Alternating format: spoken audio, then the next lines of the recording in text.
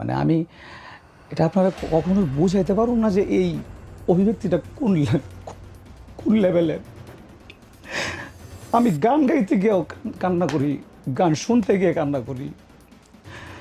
যখন দেখি কমেন্ট বক্সে কমেন্টের সবাই বলতেছে হাদি ভাই প্রথম গানটা যখন আমরা করছি হাদি তুই ফিরে আয়, তখন ভাবছি তুই ফিরে আসবে। আমি আর জিয়া ভাই কথা কইতাম আর কান্না করতাম যে আইব, আইতেই আমগো ভাই আইব, কিন্তু আইলো না। দিন শেষে খুব ইচ্ছা ছিল যে আসার পর একটু জড়ায় ধরে কমু,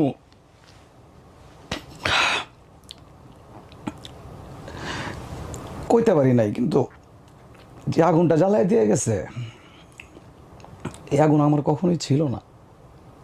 ও যেটা চাইতো আর কি, যে